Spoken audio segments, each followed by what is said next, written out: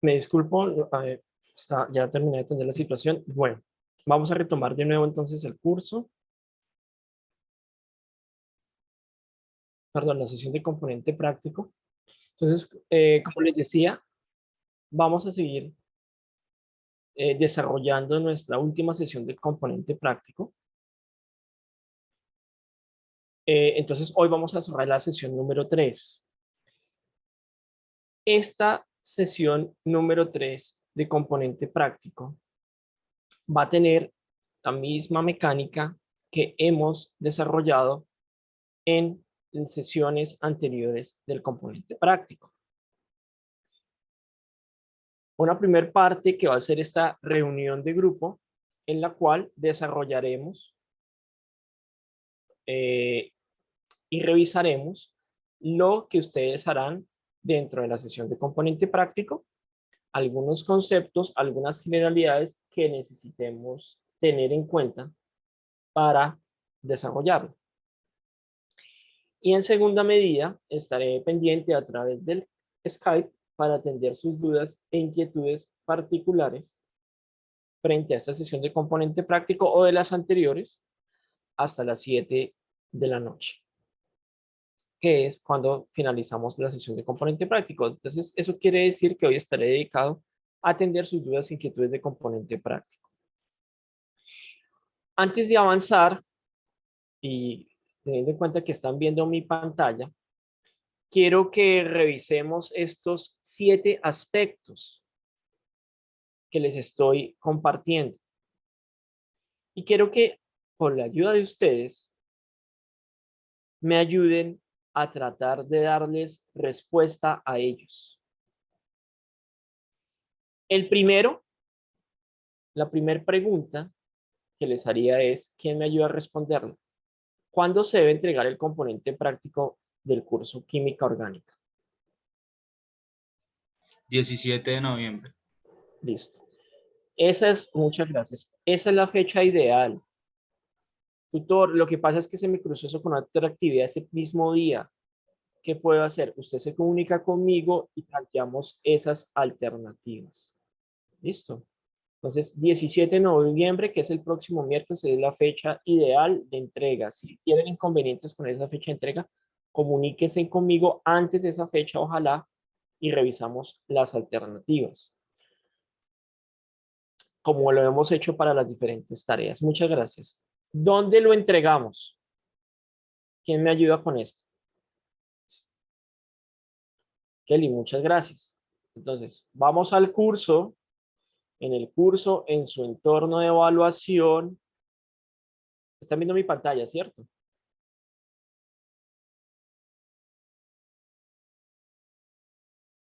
Van a la tarea 5, gracias, Fanny. Componente práctico. Bueno, ustedes, aquí yo estoy viendo los grupos, ¿no? Ustedes van a su grupo y van a subirlo en este espacio. Ustedes están viendo aquí es mi usuario como docente, ¿no? Pero ustedes lo podrán hacer aquí en el entorno de evaluación tarea 5. Recuerden que en el entorno de aprendizaje hay un espacio que es el foro de la tarea 5, en donde encontrarán en cada uno de sus grupos pues, las enlaces que hemos utilizado para el componente práctico. Ahí están.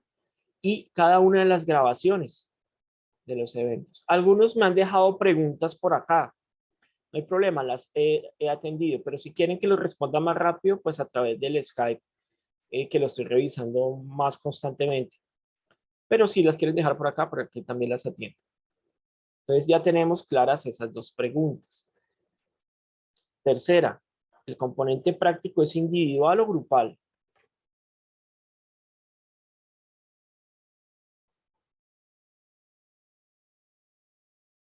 Muy bien, muchas gracias. El componente práctico es individual. Bueno, siguiente pregunta. ¿Hay un quiz? Y si es así, ¿dónde está?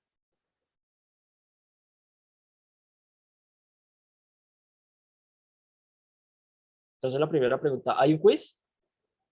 Sí, sí hay un quiz. ¿Dónde está? Muchas gracias, Kelly. Esta es la última página o la última hoja. ¿De cuál de los dos documentos? Recuerden que aquí tenemos dos documentos. El protocolo, que es el anexo 4, y el informe, que es el anexo 4.1. Merlin nos dice que en el protocolo. Vamos a mirar. Entonces, aquí está el protocolo. Y en el protocolo, efectivamente, en las últimas páginas van a encontrar el enlace para que puedan desarrollar el informe de laboratorio. Muy bien. Entonces recuerden, está en el anexo 4 protocolo. Vamos a mirar en el 4.1, como nos dice Kelly. También lo van a encontrar en el anexo 4.1 en las páginas finales. O sea, en cualquiera de los dos documentos ustedes van a encontrar el acceso para el quiz. Bien, sigamos. ¿Cuándo se hace el quiz?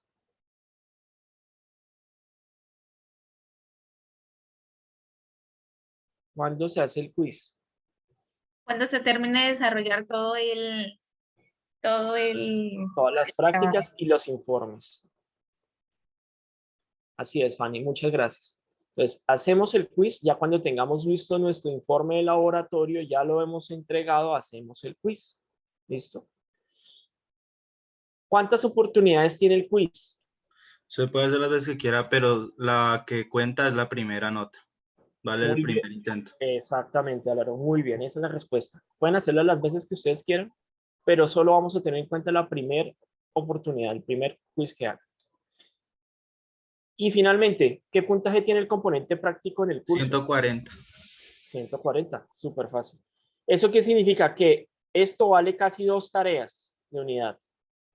Significa que si lo hacemos como lo hemos indicado acá, con todas las claridades que hemos dado, con todo el material que hemos dado, con seguridad van a obtener un muy buen puntaje que les va a ayudar a tener una buena suma de puntos que les permitirá tener una buena aprobación del curso. Listo. Entonces, ya teniendo claro eso, vamos a pasar a la práctica 3, pero veo una mano levantada, profe. que no es la de Fanny, es la de Kelly, pero cuéntame, Fanny. Profe, aparte de esos 140 puntos, los 20 puntos del quiz van dentro de esos 140 o son aparte de esos otros 20 puntos. Gracias, buena pregunta, Fanny. Esos puntos del quiz están dentro de los 140, no son adicionales. Ah, ok, profe, gracias. Listo. Kelly, ¿vas a preguntar algo? Sí, tutor, quería saber si es necesario subir avances al foro o no. No, no es necesario. El foro es simplemente informativo. Recuerden que no vamos a revisar avances, entonces tampoco es necesario que ustedes los presenten ni los suban. Ah, vale. Tutor, la pregunta que le estaba haciendo en el foro era sobre la proteína de las almendras. Y digamos, uno busca, pero me sale es el %, o sea, el % que contiene la proteína, la leche. Ok. La Ahora, leche, pero entonces no me sale el nombre como tal de la proteína. okay. Ahora por Skype hago una búsqueda y lo reviso contigo, ¿listo? Bueno, señor. Bien, muchas gracias por las preguntas. ¿Alguna otra pregunta antes de que iniciemos la práctica 3? Aprovechen. Podemos hacerles Profe, sí, yo también le había hecho otra pregunta al Skype, pero no me respondió. ¿A qué horas me la hiciste? Hace como una hora. Hace una Sobre hora el estaba porcentaje de almorzando. error. ¿Cuál es tu pregunta? Es que, digamos, quería saber si el porcentaje de error del punto de fusión es el mismo de ebullición o cambia. No. Cada constante física tiene unas particularidades. Y gracias por esa pregunta, que si quieres baja las manos y cierra tu micrófono. A ver, el punto de fusión, claramente cuando ustedes lo buscan y consultan la literatura, les va a decir que las sustancias funden en un rango de temperatura que va hasta los 0.5 grados centígrados. En otras les dicen que la diferencia puede ser hasta de 1 grado centígrado.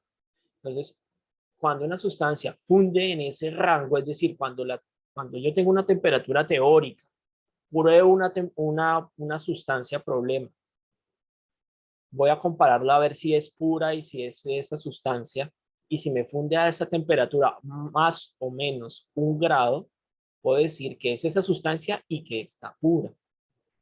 Pero eso solo aplica para el punto de fusión, ese rango particular.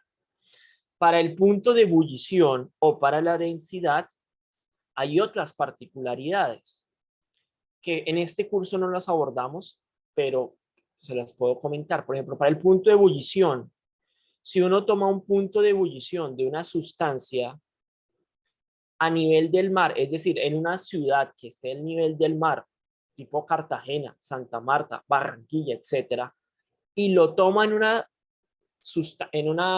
ciudad distinta, Ibagué, Bogotá, Armenia, Acacías, los puntos de ebullición, las medidas que se van a obtener son distintas.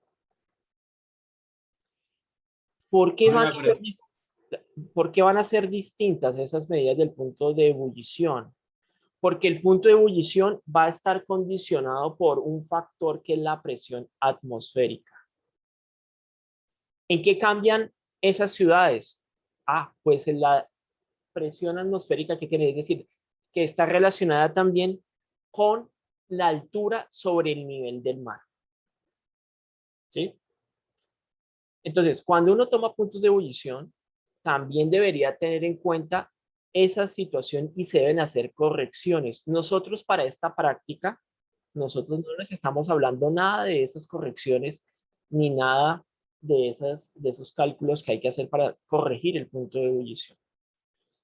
Para la densidad hay una variable que condiciona las medidas de densidad. Cuando uno toma las medidas de densidad en el laboratorio, es la temperatura. Si variamos la temperatura, podemos tener diferentes mediciones de densidad. O si yo tomo la densidad en relación a otra sustancia, ahí estaremos hablando de densidad relativa, como es en el caso del agua. Por ejemplo, si yo le tomo la densidad del agua a 0 grados y tomo la densidad del agua a temperatura ambiente, vamos a tener densidades distintas, porque la temperatura condiciona el empaquetamiento, es decir, cómo esas moléculas del agua se organizan en el espacio en un volumen determinado. Les voy a dar otra pista. Entonces, tutor, ¿cómo respondemos si una sustancia es pura o no en punto de ebullición, en densidad, donde no tenemos unos rangos tan definidos? Pues miren el error. Ustedes pueden hacer una inferencia. Si el error es muy alto, es decir, supera el 1%, 2%, es decir, va subiendo, en la medida que va subiendo ese error relativo que ustedes calculan, ustedes pueden inferir muchas cosas. Lo primero es que la sustancia que están probando no es pura. Entre más aumente el error, ustedes pueden inferir que la sustancia no es pura. Si el error es extremadamente grande, si es muy, muy grande, ustedes pueden decir, no, aparte de que evidentemente puede que no sea pura, mi proceso experimental tuvo un error. Sí, cuando ustedes encuentran errores por allá del 40, del 20, del 30%, esos son errores súper altos.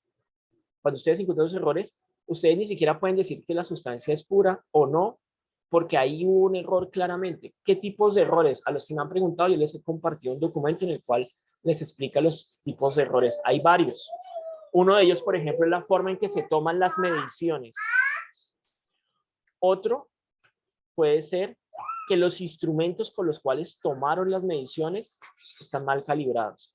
Entonces, fíjense que ahí tienen muchas formas por las cuales contestar esos dos puntos. Entonces, vuelvo para cerrar la pregunta que me hace Kelly. Miren los porcentajes de error, revísenlos, analícenlos y tengan en cuenta que entre más porcentaje de error tenga y miren también otra forma de verlo es mirando las diferencias entre los valores teóricos y los experimentales. Entre más grandes sean esos valores, más se alejen, es decir, sean de 3 grados de diferencia o de 3 unidades para no ponerles una unidad, si es grados centígrados o si es gramos mililitros, hablando de densidad. Entre más unidades de diferencia tenga, ahí ustedes pueden analizar con claridad, no, esa sustancia no puede ser pura. Las constantes físicas tienen una característica muy particular y por eso nosotros las usamos en el laboratorio y con eso terminaría y creo que les dejaría muy claro el tema. Las constantes del laboratorio, las constantes físicas, densidad, punto de fusión, punto de ebullición, nosotros las utilizamos en el laboratorio como medidas de confirmación de una sustancia. Entonces, yo quiero confirmar que esa sustancia es X sustancia, le tomo constantes físicas. Como las constantes físicas, yo tengo los valores teóricos, ¿qué esperaría yo encontrar? Que esas sustancias reproduzcan esos valores. Si no me están reproduciendo esos valores, yo puedo decir varias cosas. No es pura, es otra sustancia. O hice mal el experimento. ¿Y eso es cómo lo voy a medir? De acuerdo a la cantidad de error y a cuánto se me está diferenciando en unidades. ¿Listo? Voy mirando el chat. A ver si hay preguntas. ¿El punto de ebullición también podría afectar la masa y la fuerza de la sustancia? A ver, el punto de ebullición, Álvaro, el punto de ebullición es una propiedad física que me muestra, por ejemplo, el empaquetamiento de esa sustancia. Me indica, por ejemplo, si una sustancia tiene un mayor punto de ebullición, que tiene fuerzas de cohesión que le van a conferir que el punto de ebullición suba. Por ejemplo, los aceites. Los aceites tienen mayor punto de ebullición que el agua. El aceite, por ejemplo, los aceites de cocina los podemos usar como aceites de cocina porque sus puntos de ebullición son altos. ¿Y por qué son altos? Porque su forma en la que se organizan sus moléculas y las fuerzas que hay entre ellas posibilitan ese efecto. ¿Listo? Entonces, lo veríamos más bien es por el tipo de fuerzas intermoleculares que están en este tipo de compuestos. Ahora, una pregunta. ¿Qué ocurre cuando el porcentaje de error es negativo? ¿Quién me ayuda a responder esta pregunta? ¿Les puede dar porcentajes de error negativo?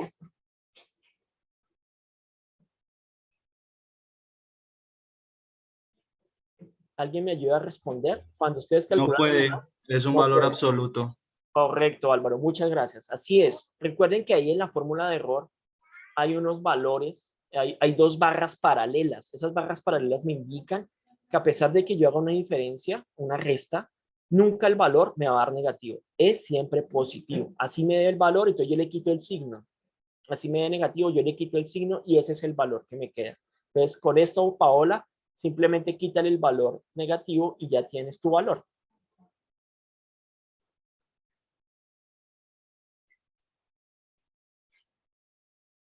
Listo, muy bien.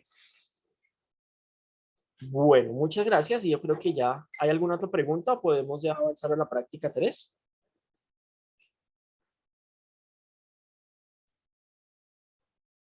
Muy bien, veo que no tenemos más en el chat y entonces avancemos a la práctica número 3. Entonces la práctica número 3 tiene que ver con extracciones por arrastreo de vapor, extracción líquido-líquido y cromatografía TLC o de papel o de capa fina. Bueno, aquí vamos a hacer de capa fina. Thin Layer Chromatography y montajes. Entonces, esta tal vez es la práctica más corta de todas en comparación con la práctica 1 y 2, que ustedes vieron que tienen varios numerales, ¿no? Entonces, aquí nos vamos a centrar en 2 temas en particular que son muy importantes para la química orgánica y en general para la química, que son las técnicas de extracción y las técnicas de separación. Para los que estudien, por ejemplo, regencia de farmacia, esto es particularmente útil o comprenderlo. Tal vez no lo vayan a aplicar, pero los de regencia de farmacia, porque van a comprender dos técnicas fundamentales o dos tipos de técnicas fundamentales para el diseño de fármacos. Para los que estudian ingeniería de alimentos, también es súper importante comprender estas dos técnicas de extracción y de separación, porque se utilizan ampliamente en la industria de alimentos, tanto en los ensayos bromatológicos, en los ensayos de calidad, como en la preparación de nuevos productos alimentarios. Para los que están en ciencias agrarias, evidentemente, la extracción y la separación de sustancias también cobra una relevancia importante, ya que se van a aplicar también en diferentes procesos relacionados con lo ambiental. Por ejemplo, quiero caracterizar un determinado contaminante en una matriz, que puede ser sólida, tierra, líquida en un efluente o afluente, o gaseosa en la atmósfera. Allí podría aplicar bien sea una técnica de separación o una técnica de extracción para tratar esa matriz y a partir de ello determinar si está presente o no un determinado contaminante, si estoy haciendo un control o un monitoreo ambiental. Entonces, fíjense que esta práctica cobra muchísima relevancia porque aquí ya vamos a ver en práctica la química orgánica o parte de la química orgánica en práctica. Puede que no todos las vayan a aplicar de la misma forma como lo he explicado en los 3 ejemplos que he dado, pero es importante que ustedes lo comprendan y sepan cómo funciona o qué es cada una de esas familias de técnicas, tanto de separación como de extracción. Entonces, la práctica, como les decía, la práctica número 3 se va a denominar técnicas de extracción y separación de compuestos orgánicos. Bueno, entonces yo empiezo por preguntarles y ayúdenme ustedes ahí. No revisen ninguna fuente, no quiero que revisen Google todavía, ahorita yo lo voy a explicar, ¿no? Simplemente, ¿ustedes notan alguna diferencia entre estos dos términos o los ven igual? Separación sería dividir, ¿no? Los compuestos. Y extracción sería retirar un compuesto de una mezcla. Sí, es una buena explicación. ¿Quién más se anima?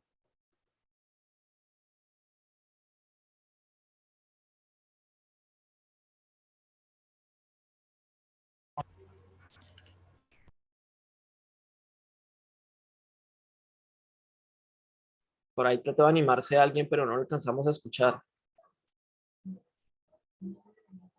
Pueden dejar la intervención a través del chat, no hay problema. A los demás, ¿cómo les suena el término separación y extracción? No necesariamente tienen que asociarlo a química. Simplemente piensen en esas palabras. Profe, separación sería individualizar una sustancia o algo y la extracción sería sustraer o retirar. Muy bien, esos sinónimos me gustan. Muchas gracias. Bueno, entonces veo que sí están viendo diferencias. En algunos casos, algunos no las ven. ¿Bien? Gracias a quien nos está dejando en el chat, pero no sé quién es. Si te identificas con la persona que está con el número.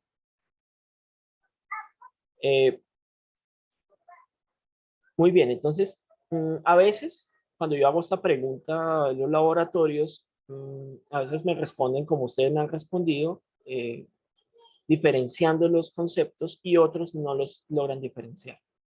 Vamos a ver aquí cuáles son las diferencias, porque efectivamente estamos hablando de dos cosas distintas que se pueden hacer paralelamente o que se pueden hacer secuencialmente, es decir, uno detrás del otro, es correcto. Inclusive en el laboratorio, utilizando ya instrumental avanzado, no necesariamente lo que nosotros hacemos en este curso, sino en cursos más avanzados o ya en la industria, es utilizar equipos. Y los equipos hacen estos dos procesos de extracción primero y luego de separación, los hacen muy rápidamente. Entonces pareciera que todo está ocurriendo y que todo es lo mismo. Entonces a veces se crean esas divergencias, es por la forma en que se hacen los procesos, la rapidez con las que se hacen o la interpretación que se hace. Hoy ustedes claramente van a entender las diferencias entre los procesos de separación o extracción y cuándo utilizar cada una de ellas. Y eso es particularmente interesante e importante que ustedes lo sepan, porque vamos aquí a nuestro protocolo y a nuestro informe de laboratorio. Nuestro informe de laboratorio empieza por acá. Nos va a empezar preguntando varias de las cosas que vamos a abordar acá. Entonces, mucha atención a lo que vamos a explicar acá y con la explicación que nosotros vayamos dando y que ustedes me van a ayudar a construir, vamos a ir revisando este informe de laboratorio y podemos ir respondiendo casi que al tiempo muchas de esas preguntas. No todas, pero sí muchas de ellas. Entonces ya tenemos claros que las técnicas de separación y extracción, volvemos acá a la presentación, son cosas distintas. ¿Listo? Y se aplican en momentos distintos. Listo. Esta primera, yo quiero preguntarles algo. Ustedes están viendo mi pantalla completa, ¿cierto? Es decir, están viendo toda la diapositiva completa. Ok, gracias. Es que tengo aquí superpuestos otras ventanas. Entonces, quería confirmarles eso. Listo. Entonces, empecemos hablando de las técnicas de extracción. La palabra extracción, como lo han dicho sus compañeros, es sinónimo de retirar, de quitar, de sacar. Entonces, cuando yo aplico una técnica de extracción, y ahora definimos qué es una técnica de extracción, mi propósito es quitar algo, sacar algo, retirar algo. ¿Listo? ¿Qué es ese algo? Eso podríamos revisarlo de acuerdo a nuestra intencionalidad. ¿Ya? Ahora les voy a dar varios ejemplos para que ustedes se pongan en contexto. Entonces, son técnicas que permiten extraer, ya les dije varios sinónimos, quitar, retirar, productos naturales o compuestos naturales a partir de material vegetal. Esta es una de muchas utilidades, ¿sí? Entonces, cuando yo quiero extraer, retirar o sacar algo de una muestra, que no necesariamente es un producto natural, sino cualquier otra muestra, por ejemplo, de un alimento, yo quiero extraer parte de su composición para determinarla. ¿Ya? Por ejemplo, quiero extraer de cualquier matriz de un alimento cualquiera, quiero extraer todas sus biomoléculas, si es posible hacerlo. Las extraigo y luego hago un proceso de separación para saber qué biomoléculas tienen. Entonces, ahí ya les estoy adelantando qué es lo que va a hacer la separación y qué es lo que hace la extracción. La extracción me retira algo. Ahora, yo puedo pensar en las extracciones como dirigidas. Es decir, quiero extraer cierta parte de. Quiero extraer algo muy puntual. Entonces, ya no es una parte, sino algo ya muy específico. Yo puedo dirigir la extracción. ¿Cómo dirijo la extracción? Dependiendo de la técnica que yo estoy utilizando. Pero no vamos a entrar en esos detalles porque pues no es necesario. ¿Qué técnicas de extracción existen? Hay varias. Aquí nos han notado 4. La extracción con solventes. Esta es una extracción clásica en la química, pero tiene problemas. Para los que están en las carreras ambientales, esta extracción sería particularmente interesante porque la estamos tratando de no utilizar en la industria química o en la industria en general extracciones con solventes, porque los solventes que más se usan en la industria son solventes tóxicos.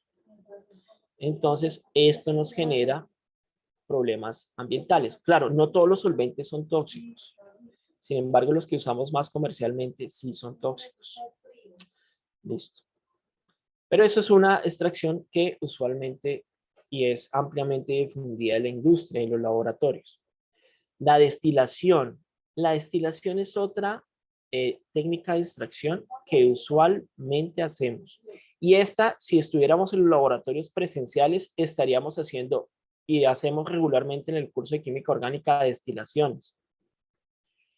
Esta extracción genera unos productos muy interesantes, muy particulares, que casi todo el mundo conocemos. ¿Me pueden decir cuáles? ¿Se les ocurre cuáles que son producto de destilación que nosotros consumimos? Son súper usuales. No, los cafés no vienen de destilación. Los alcoholes, sí señor. Los que están respondiendo a alcoholes está muy bien.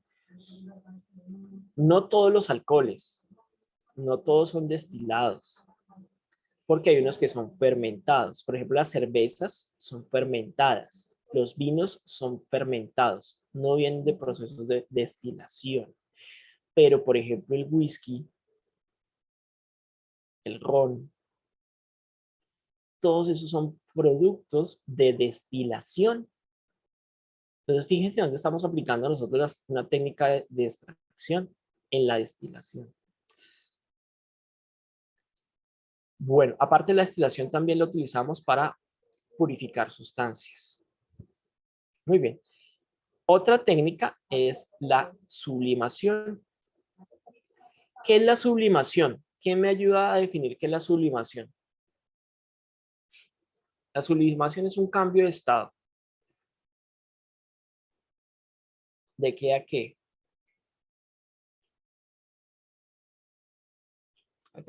Péguense ahí una googleada y me cuentan qué es una sublimación.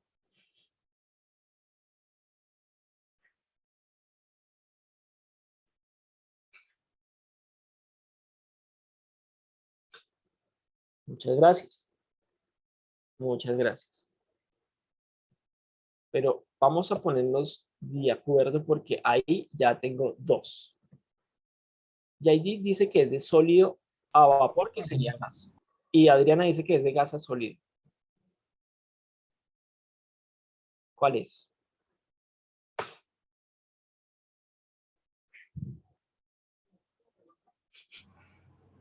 De sólido a gaseoso. De sólido a gaseoso. Entonces, vamos a encontrar que vamos a utilizar técnicas de extracción en las cuales nosotros vamos a aprovechar los cambios de estado de la materia. La destilación aprovecha un cambio de estado. ¿Qué es cuál?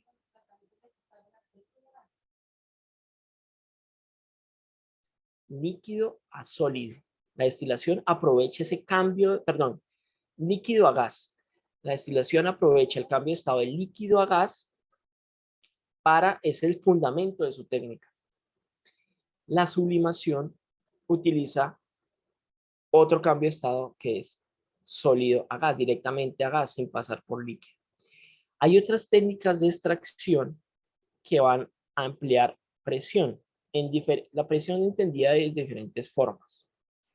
Presión atmosférica, cambios de presión atmosférica que me van a condicionar cambios de estado. Cuando yo varío la presión atmosférica y controlo la presión atmosférica, puedo, sin temperatura, producir cambios de estado.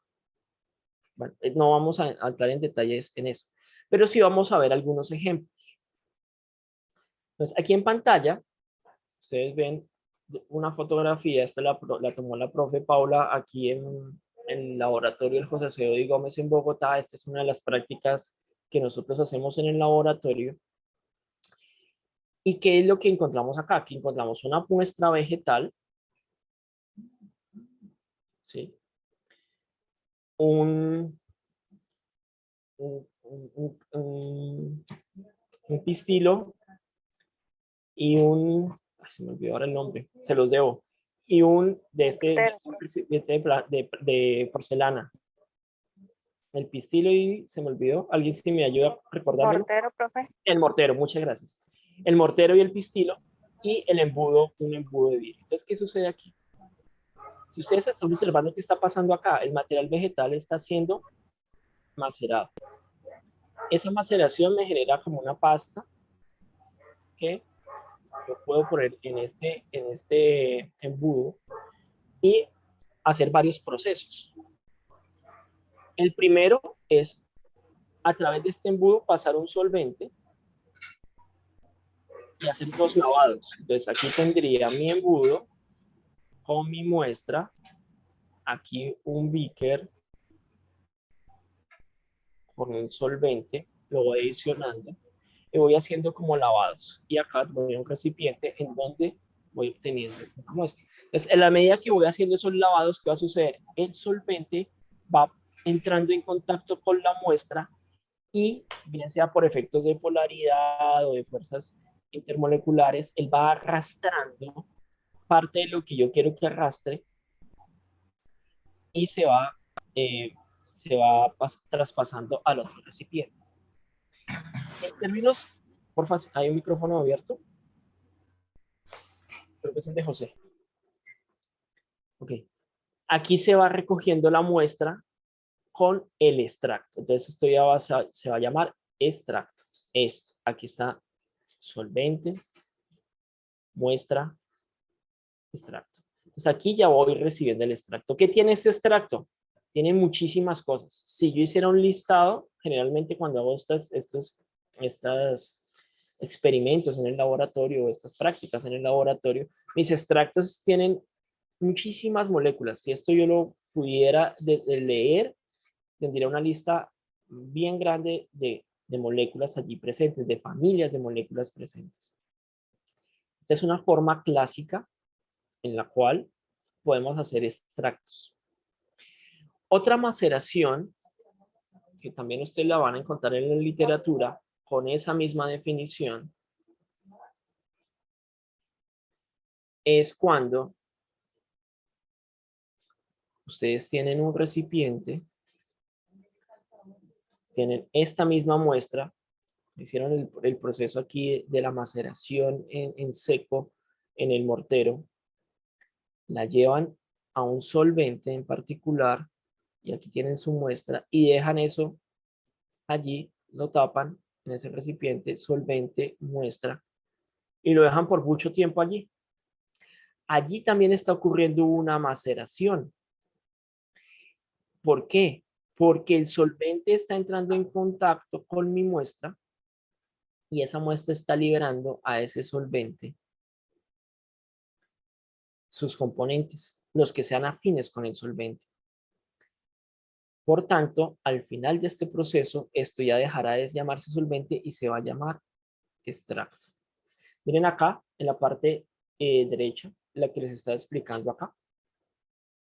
Esa es una percolación, lo que les estaba explicando acá. Y acá una maceración. Entonces, esas son técnicas de extracción. ¿Para qué les estoy explicando en detalle o con ciertos detalles estos ejemplos? Para que ustedes comprendan para qué hacemos nosotros extracciones. El propósito de hacer extracciones es para retirar, sacar componentes de interés de una muestra en particular, como lo hemos visto acá en los dos ejemplos. Entonces, aquí en este ejemplo con una matriz vegetal y acá en esta percolación, por ejemplo, en la cual tenemos una muestra acá un solvente. Piensen que el solvente puede ser agua. Acá la muestra. Y acá el extracto. ¿Esto a qué se les hace conocido, esta percolación? Algo que hacemos diario, ¿no? ¿A qué sería parecido este proceso de la percolación? ¿Lo han parecido a algo que hacemos? Cuando ¿Sí? se hace jugo, ¿no? Y se cuela, también podría servir como ejemplo. No. Cuando hacemos jugo, hacemos una filtración. Pero, por ejemplo, si esto fuera un solvente y piensen que este solvente está a cierta temperatura. Es el café. Exacto, eso es una percolación. El tinto. Cuando ustedes hacen tinto, están haciendo un proceso de extracción. porque es que ustedes están comiendo los granos de café. Se los pueden comer también. Pero cuando ustedes preparan tinto, están haciendo una percolación. Están extrayendo del café, de ese sólido, ciertas sustancias que son solubles en ese solvente, que es el agua. Entonces, si ustedes van variando las condiciones en las cuales ustedes hacen esa percolación, por ejemplo, cambian la temperatura, van a arrastrar de ese café, que es nuestra muestra, diferentes sustancias. Entonces, por eso cuando ustedes van a ciertos sitios en donde hacen preparaciones de café y presentan una extracción por percolación, que es la que estamos viendo ahí en pantalla, en la medida que ellos varíen la temperatura o la cantidad de solvente, en este caso agua, o la temperatura del agua, ese café va a variar en términos de su extracto, es decir, del contenido de las sustancias que hayan sido arrastradas por el agua. En últimas, ¿cómo lo van a ustedes evidenciar eso? Lo pueden evidenciar por sus sentidos, por el sabor que va a tener ese café. Va a tener más cargado, va a tener ciertas aromas, ciertos tonos. Eso es por el proceso de extracción que se está haciendo. Entonces, fíjense que ahí estamos dando dos ejemplos súper claros de para qué hacemos nosotros extracciones. ¿De qué van a depender las extracciones? Las condiciones de la extracción, pues de la técnica que usemos, si estamos usando técnicas por solventes, de los tipos de solventes. Y aquí vamos a recordar algo que vimos, no sé si, creo que en una de estas prácticas, y es el tema de los solventes. Si yo tengo solventes polares, práctica 1. Si nosotros tenemos solventes polares, ¿qué van a arrastrar ellos? Sustancias polares. Si tenemos solventes apolares, ¿qué van a arrastrar ellos? Sustancias apolares. Entonces, aquí viene la máxima de la solubilidad. Si yo quiero comprender la solubilidad, necesito comprender la naturaleza de los solventes. Y la máxima que puedo aplicar es que lo semejante disuelve lo semejante. En últimas, lo polar siempre va a disolver lo polar. Lo apolar siempre va a disolver lo apolar. Lo polar con lo apolar no van a ser solubles. Y eso explicaría el caso que yo les daba en la práctica 1, que el agua y el aceite no se mezclan, es porque uno es polar y el otro es apolar. El polar es el agua y el apolar es el aceite. ¿De qué más podríamos tener en cuenta en las técnicas de extracción? Las temperaturas, ya les he explicado en el ejemplo de la percolación, porque, por ejemplo, la temperatura es súper importante. Polaridades, lo que acabo de decir, que está íntimamente relacionado con la solubilidad. Muy bien. ¿En dónde lo podemos aplicar? Para extraer aceites esenciales. Esto lo hacemos nosotros en el laboratorio presencial, cuando estábamos presenciales. Por ejemplo, teníamos una muestra generalmente de un producto natural, es decir, por ejemplo, cáscaras de naranja, alguna aromática. Hacíamos todo el montaje, que era generalmente de extracción por arrastre de vapor, y a partir de esas muestras sólidas aplicábamos el montaje y extraíamos unas cantidades no muy altas, porque estos montajes no son, este montaje en particular no es particularmente eficiente, de aceites esenciales. Ahora, no todas las técnicas de extracción, hablando de eso, son igualmente eficientes, es decir, no todas tienen la misma eficiencia o eficacia a la hora de extraer. Muchas de los productos que nosotros usamos van a incrementar su costo, porque en la industria, cuando se hagan estos procesos de extracción, les va a ser más caro o menos caro hacer la extracción. Por ejemplo, en la cosmética, muchos productos que dicen tener productos naturales, es decir, moléculas derivadas de productos orgánicos que encontramos en el ambiente, van a incrementar su costo. ¿Por qué? Porque esos procesos, bien sea de extracción o separación, van a aumentar el costo del proceso. Por ejemplo, aceites esenciales. Si yo quiero obtener un aceite esencial súper puro, que sea simplemente un par de moléculas o la molécula del aceite esencial, es supremamente caro. ¿Por qué? Porque los rendimientos de las extracciones no son altos. Y aquí en pantalla les estoy mostrando un ejemplo. Me están haciendo preguntas a través de Skype, pero no puedo atenderlas por lo que estoy acá. Un ejemplo de esa extracción por arrastre de vapor que nosotros hacemos en el laboratorio. Entonces, ¿cómo es el montaje? El montaje es que aquí yo tengo una fuente de calor, puede ser un mechero o una plancha de calentamiento. Aquí tengo un balón con un desprendimiento. Generalmente es un balón de fondo redondo con desprendimiento lateral, y si no, pues un balón de fondo redondo en el cual en el tapón yo genero un desprendimiento a través de una manguera. Otro balón de las mismas condiciones, un balón con desprendimiento también, mírenlo acá. En el primer balón vamos a tener agua normal, un termómetro para controlar la temperatura del sistema. En un segundo balón, la muestra. En este caso, la muestra que nos da este ejemplo es cáscaras de naranja.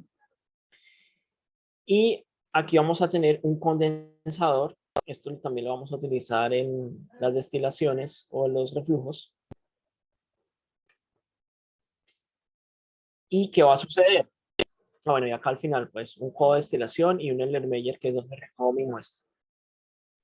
Entonces, ¿qué vamos a encontrar? ¿Qué va a suceder acá? Entonces, en esta técnica, bueno, aparte de los soportes universales que son los que me permiten sostener el material. Entonces, en esta técnica, lo que va a suceder es que en la medida que yo accione esta fuente de calefacción, llámese mechero, llámese plancha de calentamiento, ¿qué va a suceder? El agua va a empezar ¿a qué? A evaporarse. En la medida que se evapore el agua, ¿qué va a suceder? Pues que el vapor que se va a generar, este es un sistema cerrado, es decir, el vapor no tiene por ningún otro lado por donde salir. ¿Qué va a suceder? El vapor va a ascender por el desprendimiento lateral. ¿Y dónde va a caer? Va a caer o va a entrar al siguiente balón donde está la muestra. Esta muestra está sólida, ¿cierto? Porque estamos hablando de cáscaras de naranja. Cuando el vapor entra en contacto con esa muestra sólida, lo que va a hacer es que esas moléculas de agua, porque finalmente estamos hablando de agua, van a entrar en contacto con esta muestra y van a empezar a llevarse, como a tomar de la mano, si lo pensamos en términos de personas, esas sustancias que son solubles en agua. Y las va a depositar abajo, se las va a llevar. Las que son insolubles, por presión atmosférica, o sea, por la presión ejercida acá en el sistema, también van a salir, van a volatilizarse y van a salir acá. Entonces, al final, voy a tener un condensador. ¿Para qué? Para que como aquí tenemos todavía vapor, es decir, aquí estamos hablando de un gas, si el sistema que está completamente cerrado, en el cual va a haber agua que está arrastrando material soluble en ella, y el material insoluble también se está siendo volatilizado y llevado acá por la temperatura que está ejerciendo el sistema. Va a pasar por el condensador, y el papel del condensador es que en la medida que va pasando ese gas a través del condensador, él va a condensar. ¿Y qué significa condensar? Este es otro cambio de estado. Pasar de gas a líquido. ¿Por qué lo va a hacer? Porque el condensador es un tubo que está siendo refrigerado. Ahí está. Eso significa que acá está el tubo. Está siendo refrigerado por un líquido, que generalmente es agua. En la medida que va bajando ese gas por el condensador, va pasando a ser líquido. Se van a observar gotitas. Y al final acá lo que vamos a tener no es un chorro de un líquido o un fluido como tal, sino que se van a desprender gotitas que van a caer acá en nuestro recipiente, que en este caso es un Erlenmeyer, y va siendo recogido. ¿Qué va a pasar acá al final? Si yo viera este Erlenmeyer, voy a encontrar que en este Erlenmeyer o en ese recipiente se van a formar dos fases. Una fase que va a tener las sustancias apolares y las sustancias polares. En lo polar, ¿qué va a estar? Pues todo ese vapor de agua que me arrastró todo lo que era polar en la muestra, en la cáscara. Y como les he dicho, que lo polar no disuelve lo apolar, por eso se van a formar dos fases. Aquí hemos dicho que aquí lo podemos decir de otras formas. Estamos formando dos fases. Una fase, dos fases. La fase que se va a formar en la parte superior es la fase apolar. Esa fase apolar está dada por esos aceites esenciales y de allí que considere que se van a formar, que se va a encontrar en la parte superior porque son aceites en la parte superior. Y siempre va a ser en menor cantidad, porque ya les he dicho acá que los rendimientos de esas extracciones son muy bajos, son muy bajos. Lo que van a encontrar en la parte superior son los aceites esenciales en menor cantidad y en la parte inferior una fase que va a ser polar con lo otro que ha arrastrado el agua que es soluble en él. Entonces, hasta aquí hemos revisado lo que es una extracción por arrastre de vapor y es la que hacemos tradicionalmente en el laboratorio. Pasemos a las técnicas de separación. En las técnicas de separación, a diferencia de las técnicas de extracción, lo que me buscan es separar, por ejemplo, de un extracto, algo ya puntual. ¿Sí? Pues yo quiero de un extracto en el cual aquí, yo, por ejemplo, en esta extracción, tengo muchas cosas en ambas fases. No obtengo una sola molécula, un solo tipo de moléculas, sino muchísimas moléculas. Si yo quiero separar de ese extracto, ya saber puntualmente qué moléculas hay, bien sea cualitativa o cuantitativamente, aplico una técnica de separación. Y esa es otra gran diferencia con las extracciones. En las extracciones yo puedo obtener rendimientos, ¿sí? Puedo decir, un extracto está al 70%, al 80%. Pero en las separaciones yo puedo dar cantidades precisas de una molécula en particular si la separación me permite llegar hasta eso. ¿Listo? Entonces yo puedo hablar ya de términos de no más cuantitativos, sino cuantitativos en las técnicas de separación. Y términos cualitativos, porque también puedo decir, hay presencia de esto y aquello, pero no sé en cuánto. Pues hay también diferentes técnicas de separación. Pues yo tengo mi extracto que lo he sacado por una técnica de extracción y luego lo puedo pasar a una técnica de separación. Siguiendo el ejemplo que nos dan aquí de productos naturales o de compuestos naturales, yo lo puedo aplicar para hacer separación de productos o compuestos naturales o de cualquier otro tipo de matriz y puedo aplicar estas técnicas de separación no solamente a productos naturales, sino a muchas otras cosas. Ejemplos. Entonces, tenemos diferentes técnicas de separación, pero las que nos vamos a centrar aquí en particular van a ser las cromatografías. Las cromatografías pueden ser de distintos tipos. Ahora más adelante miraremos qué es una cromatografía. Cromatografía de columna. Esta es una cromatografía de columna, esta que está acá. ¿Por qué de columna? Porque se utiliza un recipiente de vidrio con la forma de una columna. ¿Sí? Esta es de columna abierta. De capa fina o TLC. La cromatografía en papel es un tipo de cromatografía TLC de capa, o en la cual yo tengo un trozo de sílica, perdón, una superficie en la cual tengo sílica y voy a aplicar algo parecido a la cromatografía de papel, que es la que también hacemos en el laboratorio. Cromatografía de gel, de membrana, cromatografía líquida, cromatografía gaseosa, son diferentes tipos de cromatografía que todas van a tener el mismo principio. Entonces, fíjense, aquí tenemos nuestro extracto, miren el extracto acá, y luego ese extracto lo pasamos a una cromatografía para saber qué tiene, o si tiene la presencia de determinada sustancia que quiero o es de mi interés saber. Entonces, usualmente cuando nosotros hacíamos este laboratorio, entonces primero hacíamos una extracción, no necesariamente esta extracción, sino cualquier otra. Y posteriormente, o una maceración, mejor, hacemos una maceración y posteriormente nosotros la llevamos a practicar una cromatografía de capa fina para ver la presencia de pigmentos vegetales, por ejemplo, que son fácilmente extraíbles y separables por cromatografía líquida. Perdón, por cromatografía de capa fina. Entonces, ¿cuáles son los fundamentos en los cuales se basa la cromatografía? No hay problema, Jimena, queda grabada la reunión. Entiendo la situación. Entonces, la cromatografía fina o cualquier tipo de cromatografía va a estar, su fundamento va a estar en algo que nosotros ya discutimos aquí, y es en la polaridad de las sustancias. ¿Sí?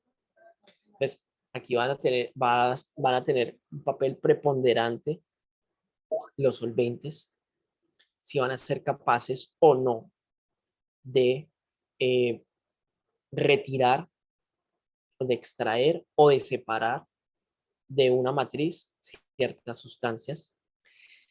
Y aquí vamos a hablar de dos componentes supremamente importantes. De la fase estacionaria, simbolizada aquí como Fe, y en la fase móvil. Entonces, en cualquier tipo de cromatografía, nosotros siempre vamos a tener dos componentes principales: la fase móvil y la fase estacionaria. En la fase estacionaria, que generalmente son fases sólidas, aunque bueno, generalmente las que utilizamos son sólidas. Vamos nosotros a tener nuestra muestra problema. Entonces la muestra problema va a estar en la fase estacionaria, y en la fase móvil va a ser una fase que va a atravesar la fase estacionaria con la muestra, y en la medida que atraviese y entre en contacto con esa fase estacionaria y la muestra, ¿qué es lo que va a hacer? Va a ir arrastrando, extrayendo ciertas sustancias, las sustancias de interés.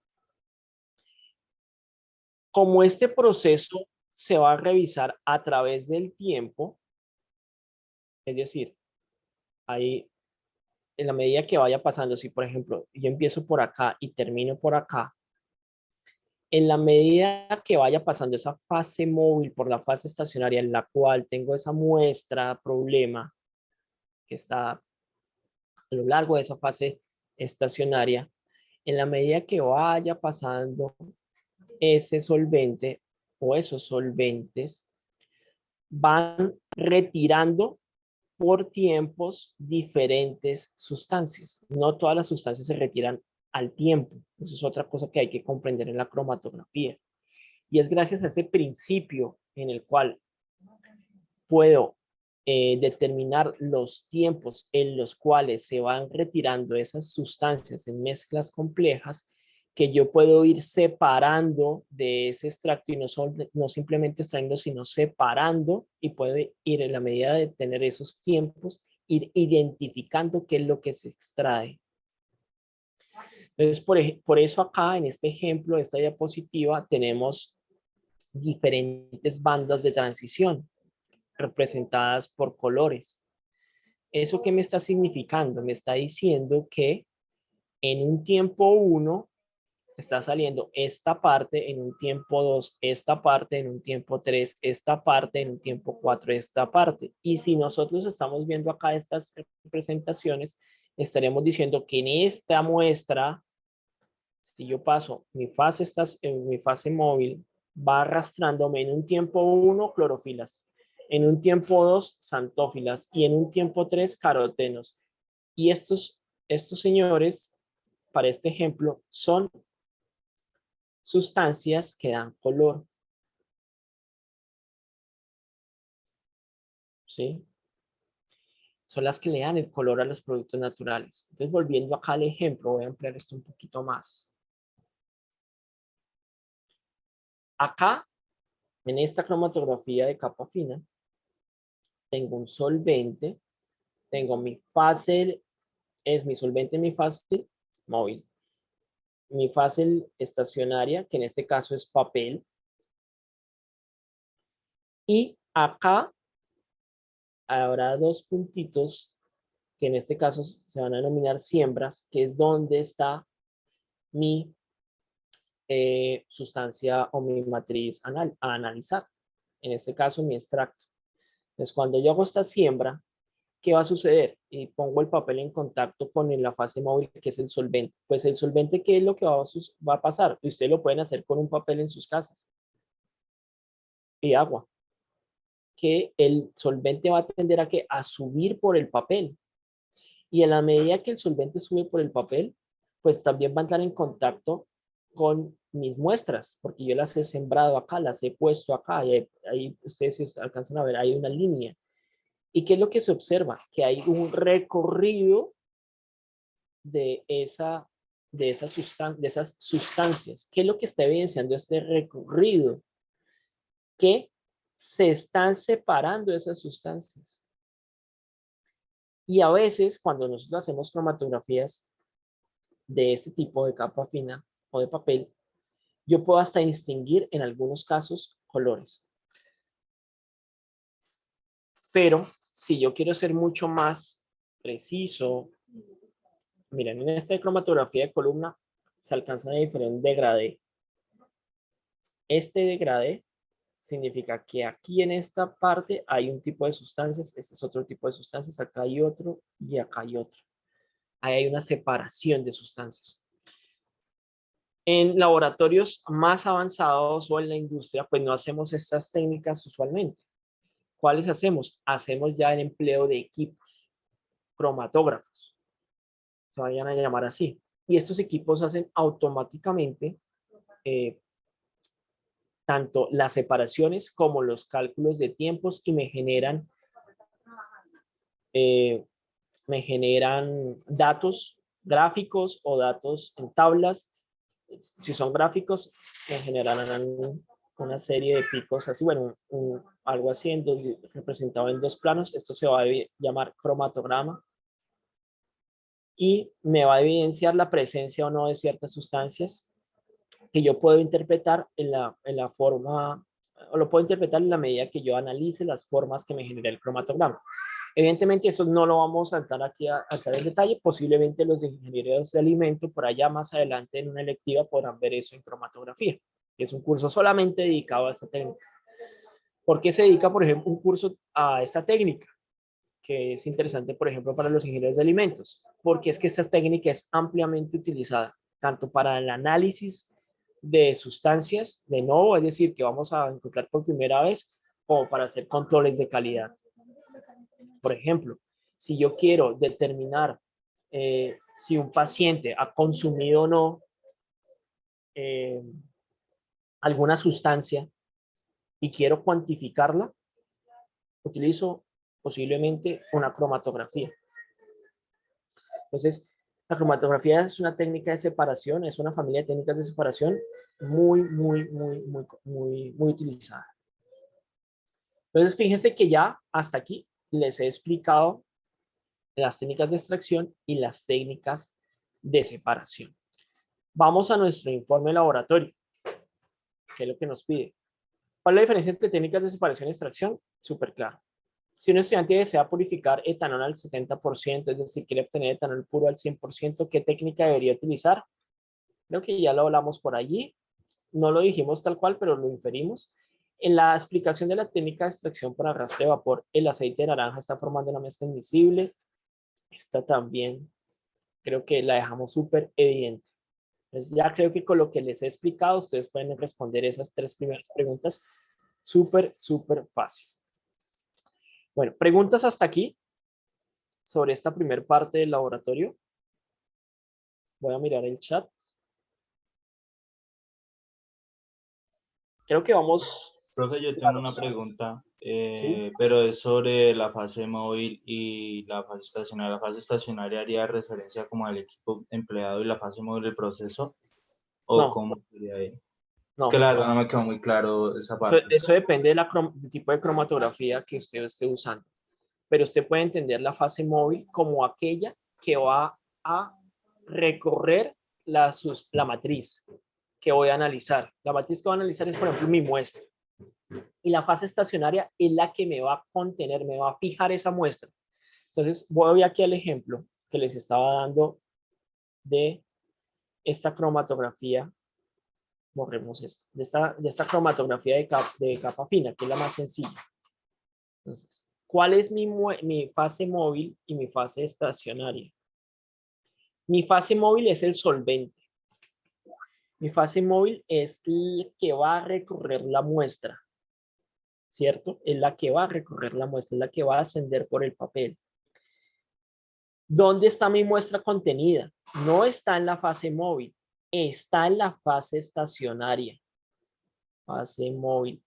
Entonces, mi muestra va a estar en la fase estacionaria. La fase estacionaria es la que va a contener la muestra. Y es por donde la fase móvil va a subir y va a hacer el proceso de separación. ¿Es un poco más claro?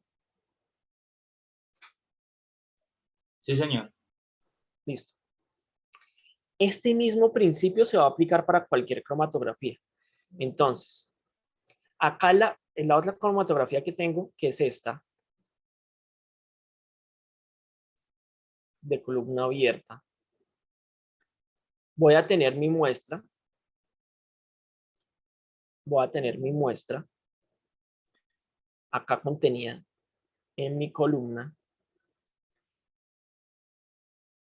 Y dentro de ella voy a tener mi fase móvil, que es la que va a retener la sustancia, y la estacionaria, que van a ser los solventes que van a recorrerla y que van a permitir que esto se dé. Pues, a diferencia de esta, en donde el líquido va a ascender con claridad a través del papel, pues aquí va a suceder lo mismo. Y por eso es que logro ver esa separación. En un cromatógrafo va a pasar lo mismo. Lo que pasa es que esta columna va a cambiar. Van a ser columnas sólidas, con materiales generalmente silados, es decir, con silicio, que no van a ser reactivos. Bueno, lo que quiero decir es que van a tener el mismo principio que estoy explicando acá. Fase móvil va a arrastrar mi muestra, que se va a separar en mi fase estacionaria. ¿Por qué se va a separar en la fase estacionaria? Porque mi muestra está contenida también en la fase estacionaria. ¿Alguna otra pregunta? ¿Alguna otra inquietud? Antes de avanzar.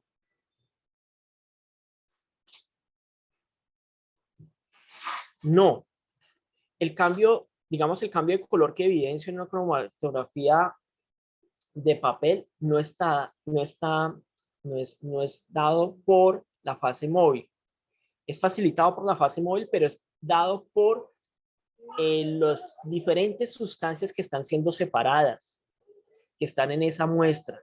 Entonces, el color, por ejemplo, en este ejemplo que les estaba mostrando acá, vamos a ver de otra mano, en este ejemplo que se les dan acá, estos colores no los está dando la fase móvil, los está dando las diferentes sustancias que están en la muestra. Entonces, en la muestra original yo tenía un montón de cosas. En este ejemplo, cuando hago la cromatografía me va a permitir separar ese extracto. Y cuando hace esa separación de ese extracto, se van a poder separar y evidenciar clorofilas, que van a ser verdes, xantófilas, que van a ser amarillas, y carotenos, que van a estar en el rango del naranja al rojo. Pero, ¿por qué se van a dar? Porque la cromatografía permitió que esa separación se dé. Se dan es porque esas sustancias están presentes en la muestra, no porque la fase móvil las tenga. O sea, no es porque la fase móvil, si yo veo la fase móvil, no, la fase móvil me permite que esas sustancias se separen de la muestra. ¿Listo? Ok. ¿Alguna otra pregunta? ¿Alguna otra inquietud? Bien, entonces avanzo. La actividad 2. La actividad 2 es súper sencilla también. Entonces, simplemente, con base en el video que les dice la actividad, que es este. ¿Dónde está el video? En el protocolo. Entonces ustedes van, revisan este video. Este es un video que se hizo el año pasado, en el cual se recopilaban varias técnicas de extracción y separación. Entonces ustedes revísenlo, van y lo revisan, y luego con la revisión de ese video van a responder si esto es, qué tipo de montaje es cada uno de ellos. Pues no se los digo aquí, este ya sabemos cuál es, porque este es el que expliqué, el que he explicado. Entonces queda súper claro este de acá, saber qué tipo de montaje es. Entonces faltaría que completaran los otros tres. Este inclusive aquí ven 1, 2 y 3. Ahí tienen que decir 3. Aquí ya les dije cuál es este también lo vimos acá, y este también lo vimos acá. Ya tienen otro hecho. Este no lo expliqué, pero sí lo hablé. Pero bueno, vean el video. Y este es otro que no hablé, pero en el video lo pueden encontrar súper fácil. Ahora, tener en cuenta los montajes identificados previamente y clasificar cuáles se utilizan como técnicas de extracción y cuáles como técnicas de separación. Súper fácil, eso ya lo expliqué. Si un estudiante desea separar pigmentos que contienen el pudín, ¿qué técnica recomendaría? Pues de las que hemos visto hoy, ¿cuál usted recomendaría? Súper fácil también. Si es un estudiante desea extraer el eugenol, consulten qué es el eugenol. Bueno, aquí ya les dice, es el aceite de clavos, es un aceite esencial. ¿Qué técnica recomendaría? Aquí puede haber varias soluciones. Entonces, pueden aplicar una de las que explicamos hoy. En la técnica TLC hay dos elementos importantes, la fase móvil y la fase estacionaria. ¿Para qué sirve cada una? Súper sencillo. Entonces, fíjense que con eso acabaríamos nuestra práctica número 3. Creo que con lo que les he explicado hasta el día de hoy, hasta este momento, pueden desarrollar con éxito la práctica número 3. ¿Alguna inquietud, alguna pregunta? Ahí les dejo el ensayo en el formato de asistencia. Perdón, me dicen si ya les llegó. Ya les he compartido el listado de asistencia, por si tienen, por favor lo llenen. Si tienen alguna otra duda, alguna otra inquietud, estoy atento a ello. Si no, entonces estaré atento al Skype. Si tienen dudas de los componentes prácticos anteriores, de las prácticas anteriores, si hay alguna duda de esta práctica, aunque creo que no, porque creo que ya casi que la hemos desarrollado conmigo hoy. Entonces, estaré atento al chat hasta las 7 de la noche. Recuerden, fecha de entrega ideal del componente práctico, 17 de noviembre, el próximo miércoles. Si tienen problemas con ello, por favor comuníquense conmigo y revisaremos casos puntuales. Les agradezco a todos entonces la participación en este componente práctico del día de hoy, este último componente práctico. Y entonces dejaré abierta la reunión un par de minutos más para que terminen de llenar la asistencia y cerraré la sesión y los esperaré en Skype si hay dudas o inquietudes. Muchas gracias por haber asistido y espero que este componente práctico, estas tres prácticas que realizamos virtualmente, les haya sido de interés y hayan podido aprender otras cosas de las que vemos en teoría. Muchas gracias.